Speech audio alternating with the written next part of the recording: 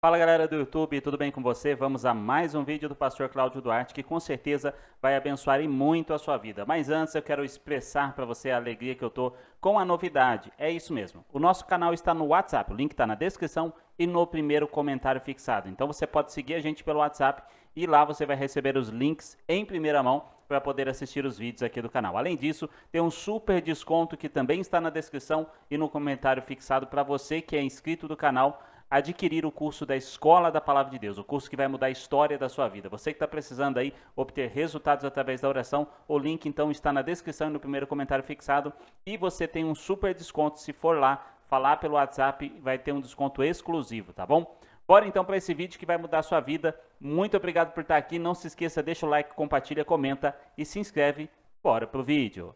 Na minha mensagem de hoje, tem por tema a dor da remoção. Remover algo ou tirar algo de nossa vida que nos oferece algum benefício é muito desafiador.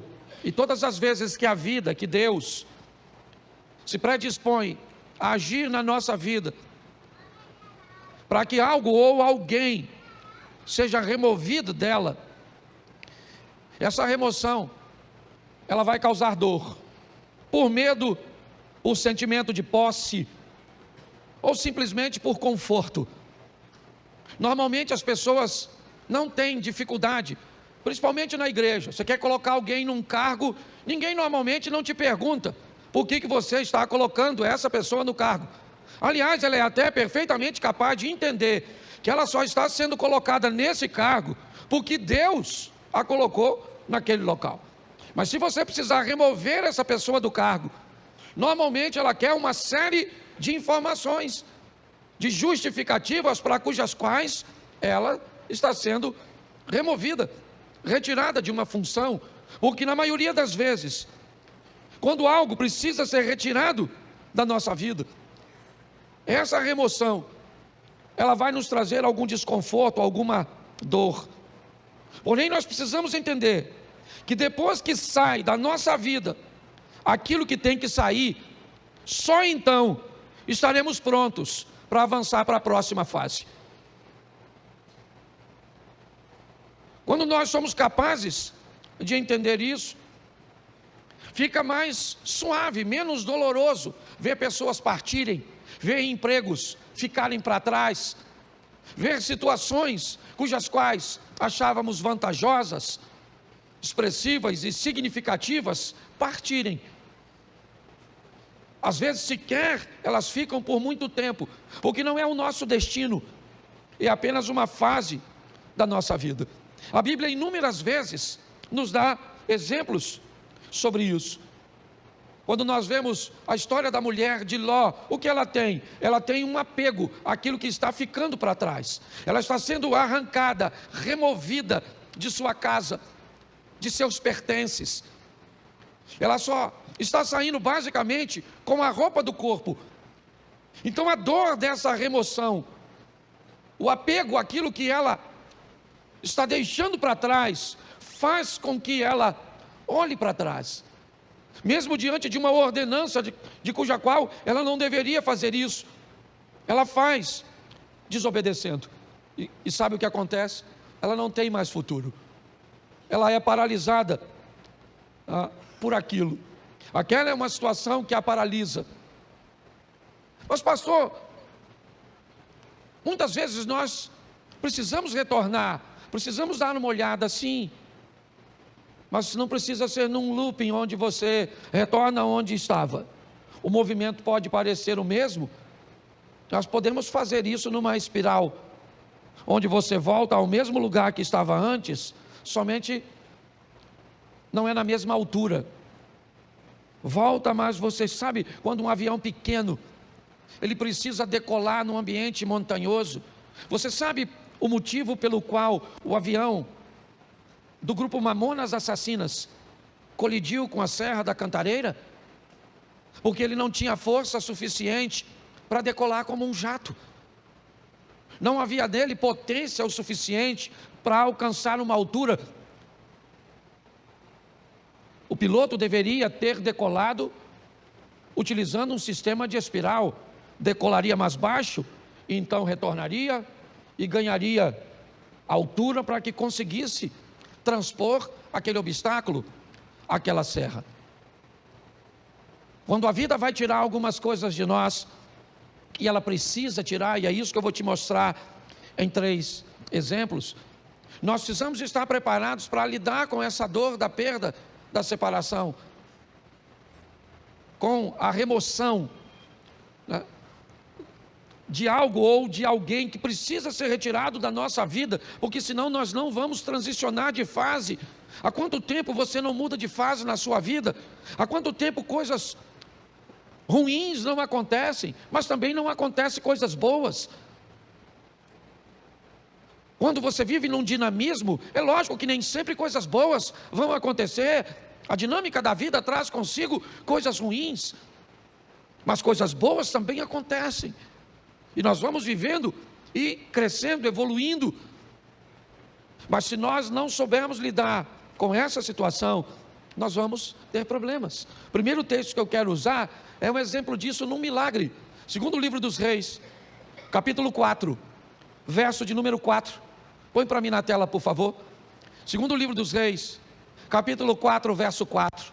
Depois entra em casa, fecha a porta atrás de você e dos seus filhos, e derrame o azeite em todas aquelas vasilhas, e ponha à parte as que forem ficando cheias. Preste atenção na exposição desse milagre, no que a Bíblia está narrando. O milagre está acontecendo, mas todas as vezes que uma botija de azeite se enche, o que essa mulher tem que fazer é retirar essa botija, colocar uma outra no lugar e colocar essa botija para trás. Então, enquanto essa está enchendo, assim que essa enche, ela remove essa e coloca essa para que se encha. Me parece que a visão é basicamente a mesma.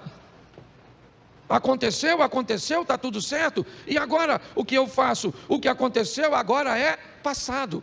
Eu tenho que voltar para o ambiente onde as coisas acontecem, e não utilizar o verbo no passado.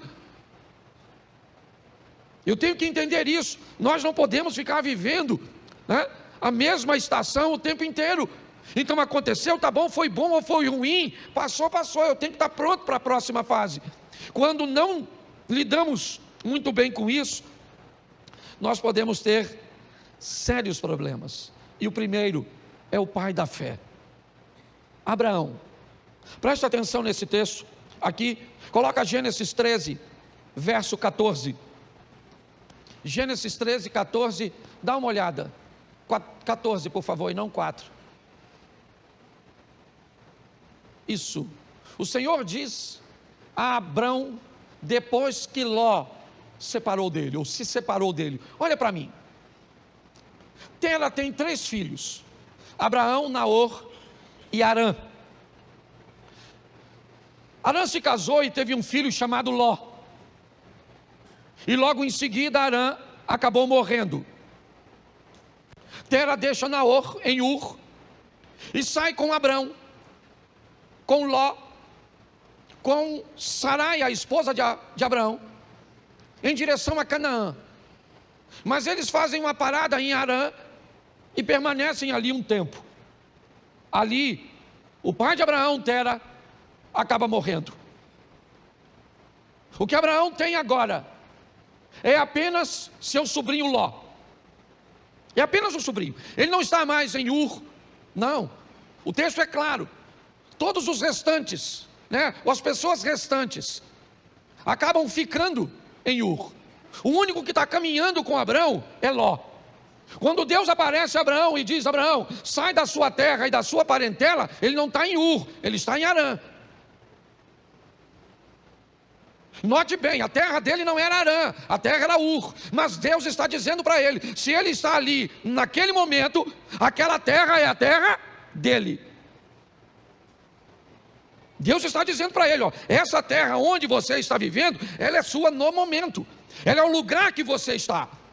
Ele já saiu, é verdade, de Ur. Seu destino era Canaã, mas seu pai parou em Harã, por motivo cujos quais eu desconheço, e acabou morrendo ali. E o que sobra para Abraão? Sobra Ló. Quando Deus diz, sai da sua terra e da tua parentela, a terra é Harã e a parentela é Ló.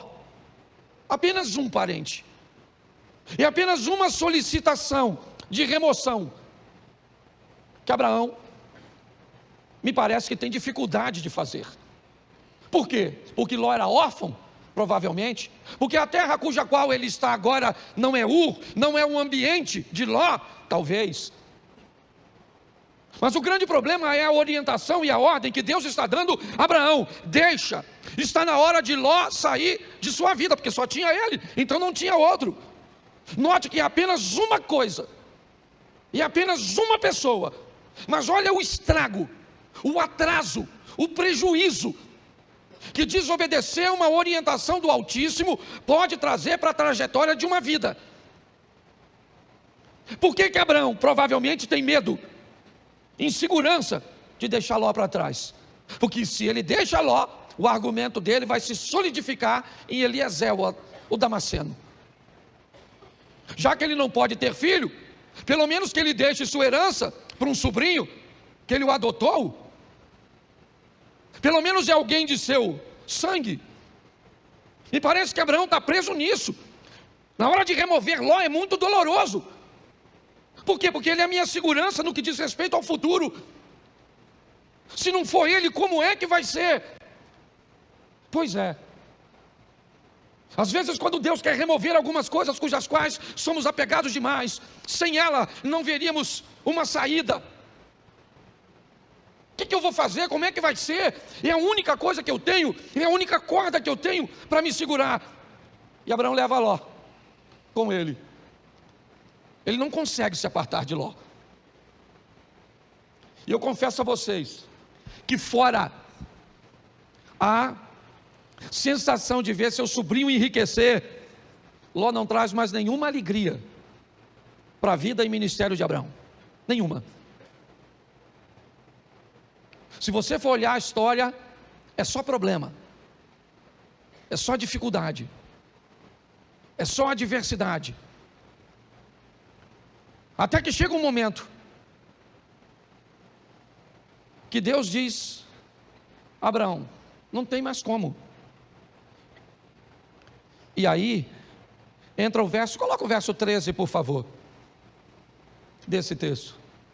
Ora, os homens de Sodoma eram maus e grandes pecadores contra o, verso 14, disse o Senhor a Abraão, depois que Ló se separou, ergue os olhos e olha, desde onde estás, para o norte e para o sul, para o oriente e para o, vamos lá, porque toda essa terra que vês, eu te darei a ti e a tua, preste atenção, isso só acontece depois que Ló vai embora. Olha só, Abraão era rico, sim ou não? Sim. Foi a riqueza e a prosperidade que fez com que os poucos recursos da terra não fossem suficientes para sustentar os dois rebanhos. Há uma briga, um litígio entre os pastores de Ló. Então Abraão diz a Ló: escolhe para onde você vai, escolhe. Decida para onde você quer ir. Note que Abraão não está preocupado com a direção, ele está preocupado com a companhia. Enquanto Ló caminha para Sodoma e Gomorra, lembra o verso 13? O que tinha lá? Homens que viviam em grandes pecados. Abraão não. O caminho de Abraão era outro. A rota de Abraão era outra. Abraão estava disposto a andar com Deus. Era isso. Quando olhamos essa história, o que descobrimos? Que o pai da fé estava apegado e tinha dificuldade de se libertar de coisas. E aqui, de laços familiares. Entenda o que eu vou falar agora. O corte do cordão umbilical, o rompimento da sua vida para com a sua família, para viver a sua própria história, precisa acontecer. É importante que você entenda isso. Existe uma nova fase para você, e você precisa estar pronto a retirar ou a permitir que isso aconteça. Se dependesse de Abraão, ele não tiraria. Mas a prosperidade dos dois foram tanta que a terra está dizendo para eles: vocês não têm como viver juntos. Então ele disse: então você vai embora. E o texto diz que assim que Ló sai da vida de Abraão, Deus disse: agora levanta os teus olhos e olha. Agora dá uma olhada. Agora não há limite. Finalmente eu posso fazer na sua vida tudo aquilo que eu sempre quis fazer. Só não conseguia fazer antes, porque você ainda estava aprisionado. É importante, eu não sei qual é a prisão, ou aquilo que precisa ser removido da sua vida. Eu sei que tem coisas, e principalmente quando o assunto são questões familiares, principalmente, é romper com uma mãe, para dar um outro nível para o casamento. É romper com um filho, para dar um outro nível para o casamento. Pare e pense. Muitas vezes nós precisamos, não é abandonar, não. Você vai ver o que Abraão ainda vai fazer mais à frente. Mas é importante que nós entendamos isso. Que depois que Ló sai da vida de Abraão, as coisas tomam um rumo totalmente diferente. Então, por mais doloroso que seja, esteja pronto para viver essa remoção. Deixa eu usar a segunda, que eu não posso deter muito tempo. Jonas 1,15. Jonas capítulo 1, verso de número 15. Levantaram Jonas e o lançaram ao mar, e cessou o mar da sua fúria. Preste atenção. Um barco está para afundar, e Jonas está nele. Qual é o problema da tempestade? É Jonas. Qual é o motivo de tudo aquilo que está acontecendo? É Jonas. Por que Jonas está ali? Porque o capitão do navio está ganhando dinheiro com Jonas. Jonas está ali porque comprou uma passagem. Jonas está ali porque tinha uma grana para comprar uma passagem para entrar nesse barco. Mas ele é um desobediente, está certo? Mas ele está trazendo dinheiro. Mas eu não sei quem ele é, tudo bem, não quero saber. Ele está trazendo uma grana, ele está trazendo uma lucratividade, e pautado nessa lucratividade, eu não sou capaz de selecionar quem entra na minha vida. Deixa eu fazer uma pergunta para você: quanto custa para entrar na sua casa? Quanto custa para entrar na sua família? Quanto custa? Qual é o preço de um ingresso da sua intimidade? Pare e pense. Por causa da entrada de Jonas, o capitão do navio, que não é profeta, ele não desobedeceu a Deus, não. Ele cometeu algum pecado quando vendeu o ingresso do barco dele para o Jonas? Sim ou não? Claro que não. Mas não interessa, tem alguém dentro da vida dele, tem alguém dentro do barco dele que está trazendo aquela tempestade. É só uma questão de tempo até ele afundar. Você sabe o que ele faz, o capitão do navio? Ele pega toda a carga e joga fora. Ele precisava perder a carga? Não, o problema era a carga, o problema era Jonas. Mas ele perde a carga. Porque pessoas perdem aquilo que não precisava perder, quando não querem tirar o que precisa ser retirado. Você não quer tirar esse comportamento? Então tá bom, perde o casamento, perde a intimidade, perde a paz. Mas sabe por que Jonas saiu do barco? Porque o capitão procurou. O capitão está procurando, me parece alguma coisa para jogar fora. O que ele quer é aliviar o barco, já perdeu a carga, é verdade, mas a tempestade continua. Então ele vai no porão, ele desce no porão do navio. Eu já falei isso aqui, ele desce no porão do navio, e lá no escuro do porão, deitado num lugar, está o Jonas. Porque aquilo que às vezes vai te levar para o fundo, não está na luz no convés, está no porão, escondido, quietinho. O que ele está estabelecendo em você, um comportamento, uma postura comportamental, que destrói seus relacionamentos, que impede você de ter relacionamentos sadios. Mas quando ele procura, a Bíblia diz: aquele que pede recebe, aquele que busca acha. Então ele não está buscando, ele achou, pegou o Jonas, levou o Jonas no convés, o interrogou, e Jonas disse: não era para eu estar aqui, era para eu estar onde? Em Nínive, cumprindo a minha missão. Mas eu desci a Jope, peguei, certo? Comprei um ingresso, uma passagem, entrei no seu barco para ir para Tarsis, para a Espanha. E agora? A tempestade está lá, Jonas diz que ele é o culpado. Mas e agora? O texto diz que o capitão está com medo de jogar Jonas fora. Quem é esse cara? Não é quem ele é a missão que ele precisa executar. Não tem a ver com ele, é com o propósito de Deus na vida dele. Ele se torna importante por causa do propósito. E aquele homem olha e diz: eu não vou remover esse cara do meu barco, eu estou com medo de jogar esse cara fora.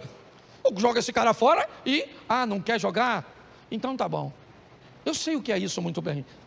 Eu trabalhei 12 anos numa empresa, foi lá que meus filhos nasceram. Lá eu me casei, eu não tinha um carro, eu usava o carro da empresa. Tudo girava em torno daquele lugar. Eu não sabia viver, não havia nenhum outro ecossistema que eu conseguia enxergar, sabe, para me prover de um futuro. Não tinha. Não havia possibilidade, eu não conseguia enxergar. Eu sei hoje que existia, tanto existia que eu estou onde eu estou, mas na época eu não via. Eu estava totalmente apegado, e Deus usando todas as estratégias para me remover. Ele me tirou com mão forte de um lugar que eu não queria sair. Eu não estava vivendo em pecado, não, eu só não estava onde Deus queria que eu estivesse. Mas aqui eu não quero falar de Jonas, eu quero falar do capitão. É ele é o foco da minha mensagem, porque é o barco dele que vai afundar. Por quê? Porque tem alguém que não deveria estar na vida dele, na casa dele, na empresa dele, nos negócios dele, no ministério dele. E agora ele tem que jogar Jonas fora. Sabe o que ele tem? Medo. Medo de jogar. Só que ele não vê outra situação. Ele tem que jogar Jonas fora. Verso 15.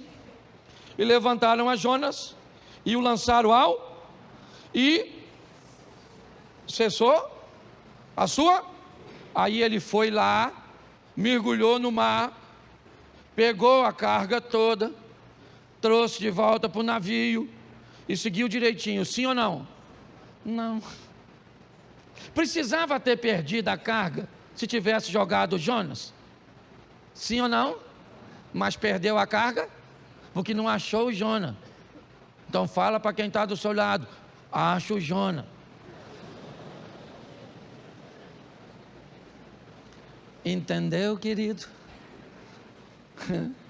Acho que Deus está falando com alguma pessoa aqui hoje, certo? Você nem tem barco, mas tem Jonas, tá certo? Pastor, descobri hoje, o meu Jonas é o meu marido. Se Jonas é o seu marido, eu vou te dar uma notícia, dona. Afunda. Porque tem gente, a turma que já está brigando, né? Fica, pastor, nossa, remoção. Nossa, podia sair morto. Mas afogado serve. Você está rindo, mas o assunto é sério. Dá uma olhadinha, gente. Porque eu creio que Deus está falando conosco, amém? Amém. O terceiro, Gênesis 37, verso 28. 37, 28 de Gênesis. Isso. E passando os mercadores midianitas, os irmãos de José o alçaram e o tiraram da cisterna e o venderam por 20 ciclos de prata aos ismaelitas. E esses levaram José ao... Preste atenção, quando Deus precisa tirar você de um lugar onde a sua visão é diferente da visão dos outros. Por favor, se você veio para essa igreja, certo, e você não quer se encaixar nessa visão, essa é uma mensagem extraordinária para você.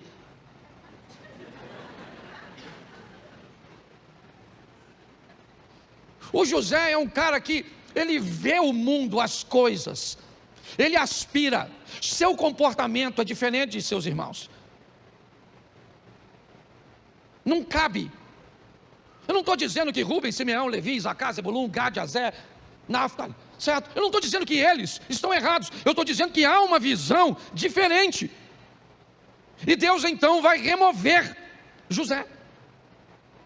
Sabe o que ele é? Irmão dos caras. Sabe, ele vai ser vendido como? Como? Repita comigo, é melhor ser um escravo na mão de estranhos do que irmão de uma família de invejosos. O dono do escravo, ele quer o quê? O que ele quer com o escravo? Ele quer o quê? Lucrar, sim ou não? Então, para o dono do escravo, quanto mais ele lucrar, melhor. O que o escravo vai fazer lá na frente, se o escravo amanhã se tornou governador do Egito, o cara não quer saber. O que ele quer saber é o quanto ele ganhou quando vendeu o escravo. Mas um ambiente de invejoso, ele está preocupado com o que você pode se tornar no futuro. É isso que vai incomodá-lo. Então o propósito, enquanto o dono do escravo não se preocupa com o escravo amanhã, desde que tenha ganho com ele, o invejoso não, ele se preocupa totalmente com amanhã, com aquilo que você pode se tornar. Porque na verdade, na maioria das vezes, todo mundo quer ver você bem, desde que não seja melhor do que ele. Na maioria das vezes é assim que funciona. José precisa ser removido daquele lugar. Não cabe ali. Mas pastor, fique tranquilo. Essa é uma questão de família, e uma família bem organizadinha. Não esqueça que esse cara, ele é bisneto de Abraão, sim ou não? Isso. Ele é filho de Jacó, que é filho de Isaac, que é filho de Abraão. Essa é uma história sensacional no que diz respeito à família. Por quê? Porque José é vendido pelos irmãos aos ismaelitas e vai para o Egito, como nós lemos o texto. No Egito, então, ele se torna governador, e depois de anos, seus irmãos vêm morar numa terra que ele conquistou para seus irmãos. Olha só, nessa história, os irmãos de José cabem na vida de José naquele momento que ele está lá? Sim ou não? Não. Mas quando ele migra para o Egito e se torna governador, quem é que vem morar com ele? Os irmãos. Tem gente que não cabe na sua vida hoje, mas vai caber. Tem ambientes que hoje precisa ser retirado de você. Talvez porque você não tem habilidade para lidar com ele. Mas todas as vezes que Deus quer remover isso, ou quer remover algo, alguém da nossa vida, se esse ambiente, se essa pessoa nos traz alguma vantagem, nós vamos ter sérios problemas. Isso aconteceu com Abraão, como eu citei aqui para vocês. Isso aconteceu com aquele homem que teve seu navio ameaçado porque alguém não devia estar lá, e mesmo na hora de remover foi desafiador. E para José também foi difícil ver seus irmãos ficarem para trás e ele ser vendido. Hoje, o que eu entendo aqui para todos nós é que algumas coisas precisam ser retiradas, removidas. Essa palavra veio a mim quando eu ouvi aquela ministração na Slavec, onde aquela ideia de graça que me trouxe até aqui foi ampliada, não diminuída, ampliada. É uma nova fase. É importante que nós venhamos a respeitar o tempo da mudança. É um grande desafio para nós. Eu não sei se você sabe, mas a história de Abraão começa com 75 anos de idade. Isaac nasce, Abraão tem 100 anos. Foram 25 anos depois. Ele teve que vivenciar tudo aquilo. Talvez por isso ele seja chamado o pai da fé. Hoje, muitas vezes, Deus tenta remover coisas tão pequenas. Eu vou falar aqui algo, não vou expor a intimidade de ninguém, mas não sei nem se o casal que eu atendi está aqui, mas não vou citar seu nome de forma nenhuma aqui. Eu estava atendendo agorinha mesmo um casal que corre o risco de se divorciar porque a mulher tem dificuldade de remover o celular, de remover o vocabulário. E se não fizer isso, o casamento acaba. Mas ela tem dificuldade de remover. Porque todas as vezes que algo precisa ser retirado, nós temos muita dificuldade. Tenta fazer uma devocional toda manhã. Tenta. E você vai encontrar com diversos obstáculos que você precisa remover. Tenta levantar de manhã, fazer a sua oração, fazer sua leitura bíblica, fazer um período de meditação. Eu não sei de quanto tempo você pode, mas tenta fazer isso. A probabilidade de você não conseguir é muito grande, porque para colocar essas coisas em prática, você vai ter que remover outras coisas que você já faz e que lhe oferece conforto. Tenta orar toda noite com sua esposa, de mãos dadas. Tenta fazer jejum pelo menos 2 ou 3 vezes na semana. Tenta para ver. Pastor, por que é tão difícil?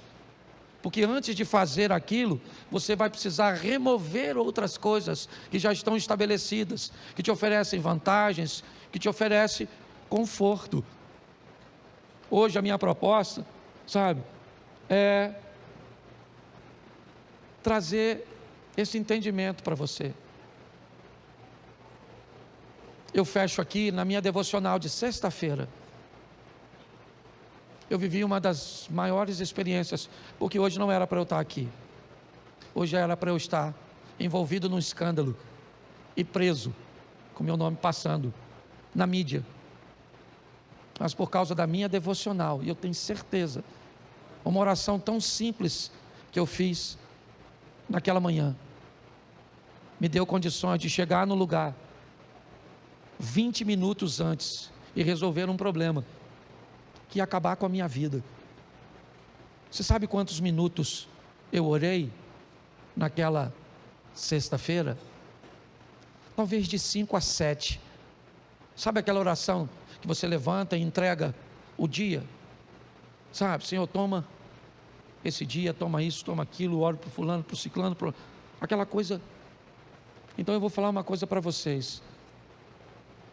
Para ter bons hábitos, nós vamos ter que remover os ruins. E se você achar que não consegue fazer isso, vai continuar com os ruins mesmos.